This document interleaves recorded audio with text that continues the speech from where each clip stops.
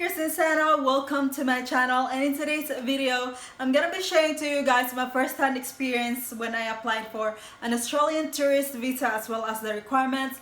So if you're interested, just please keep on watching.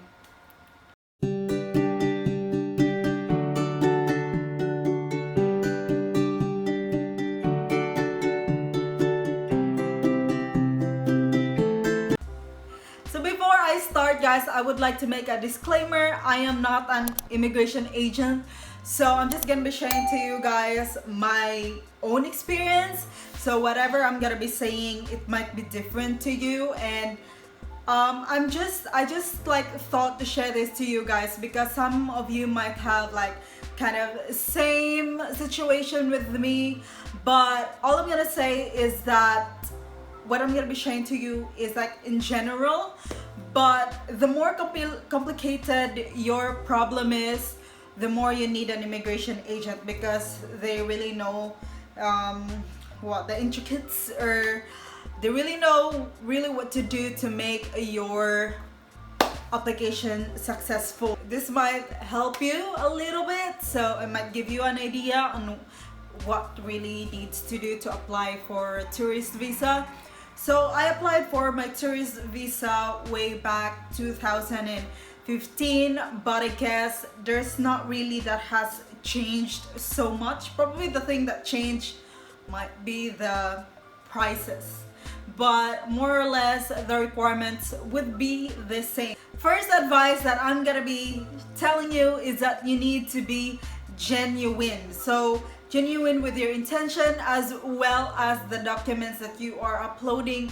It must be real, it must be not fake, because they are gonna use it against you. You don't want to get banned, or else in the future they can still use it against you. So might as well be honest and your intention to really be staying here in Australia as a tourist. So some people come here for work. I mean, you can do that with other visa, but not with a tourist visa. Okay, so applying for a tourist visa as a student is probably one of the easiest thing to do. I think you wouldn't need an agent, an immigration agent, because they can be expensive, and tourist visa is not very complicated that you need a tourist agent.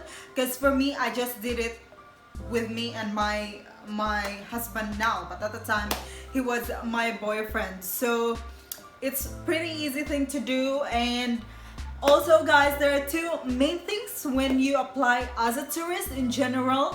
So first thing that you need to show to the Australian immigration is that you have a money to support your entire stay here in Australia. Like, the reality is it's so expensive here in Australia, and they don't want you to just sleep on the street or not eat anything on your stay. They just want you to show that you are gonna be alive while you're here in Australia. It's so expensive here. And second thing is that you need to have a reason to go back to your country. So don't come here because you want to stay, but yeah, you really have to show a strong reason why you will be going back. That's where being a student comes in. Being a student is one of the main reasons why you're going back to your country, of course, because you're studying to where your country is. So now let's talk about the evidences that you can show to Australian immigration when it comes to your finances. First, if you're a student, since we're assuming you're a student, you really don't have money. I mean, it would be weird that you will have enough money to stay because you're not working yet. So it's pretty reasonable that you are going to be showing money from support of your relatives or your parents. So that's acceptable.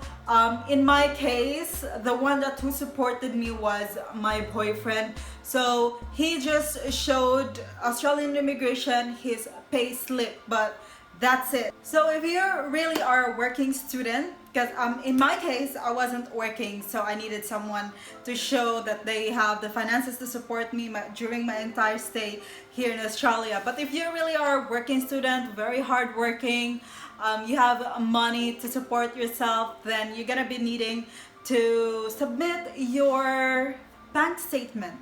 there's really not a minimum money that you can show. So it's just that how long you're gonna be staying here, your money should be enough for that, or more than that, more than the budget for that. For students, the evidence that you need to show that you really are going back to your country is, first, of course, because you're studying, you need to show your certificate of enrollment from your school registrar.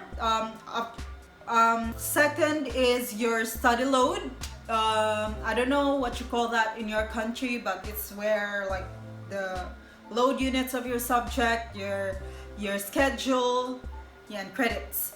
And the last one is your valid ID. So just 3 things that you need to show in order to convince the Australian immigration that you really are coming back to your country. So yeah, that's really all that there is. And actually guys, I need to remind you that for those who have relatives and friends here in Australia, they need to give you an invitation. So they need to write an invitation, scan it, then upload it when you apply for the tourist visa. It really is a case-to-case basis, guys, but it's really just what I have in my case, because I was still a student, I don't have work, and I don't have assets. So that's really all that I uploaded. And for applying for the tourist visa, it would take 30 days or 1 month, I don't know, 1 month or 30 days for Australian immigration to give their decision. So good luck on your application. And also guys, when you apply, your passport should be at least 6 months before expiry. And also you can apply online. So yeah, that's it. That's all that I actually sent to Australian immigration. It's just really a couple of things, like a couple of evidences, probably like 3, 4 birth certificate and that. So yeah, I do hope this video gave you an idea on applying for a tourist visa while you're still a student. And if you want me to tell you guys on how I got my tourist visa while I was still working, just comment it down below. So yeah, that completes this video. Thank you so much guys for watching. Please subscribe if you haven't already, and I'll see you guys in my next video. Bye!